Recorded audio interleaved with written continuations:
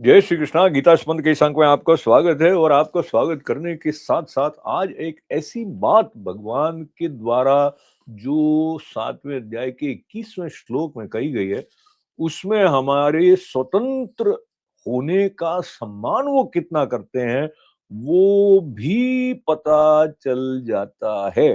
पर उस पते तक जाने के पहले कबीरदास जी ने कहा थोड़ा मुझसे भी मिलकर जाइए। तो कबीर ने कहा, बात बनाई जग ठग्यो, मन परमोधा नाही। कहे कबीर मन ले गया, लख 84 माही।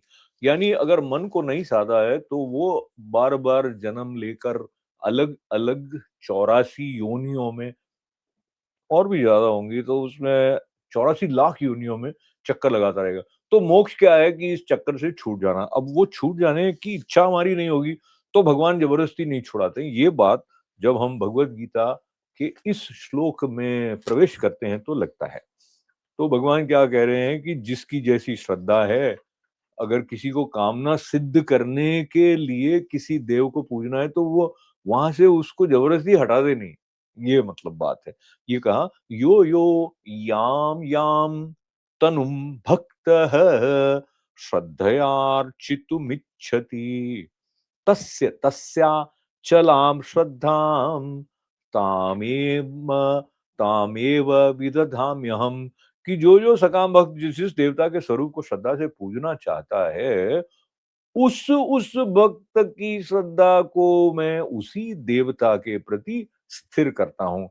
तो इसमें जो बात है वो ये है कि भगवान हमारी स्वतंत्रता का सम्मान करते हुए करुणा करके ऐसे संतों को या ऐसे ग्रंथों को हमारे सम्मुख ले आते हैं जिससे हमें जीवन की सही दिशा की स्पष्टता हो और हम सीमित में उलझ कर नहीं रह जाएं और तर्क वितर्क के द्वारा अपने भीतर जो विस्तार का दर्शन करने की पात्रता है उसको हम अनदेखी नहीं करते हैं।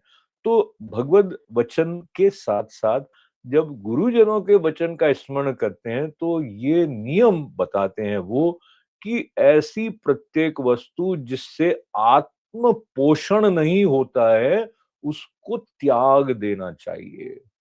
यानी जो कार्य करने के बाद हमको लगे नहीं ये तो ठीक नहीं किया मैंने, तो उस तरह के कार्य से दूर रहना चाहिए। और धीरे धीरे हमारी समझ में आने तो लग जाता है कि मेरे लिए क्या कल्याणकारी है। बस उस समझ को दृढ़ता से हम साथ रखें। जय श्री कृष्ण।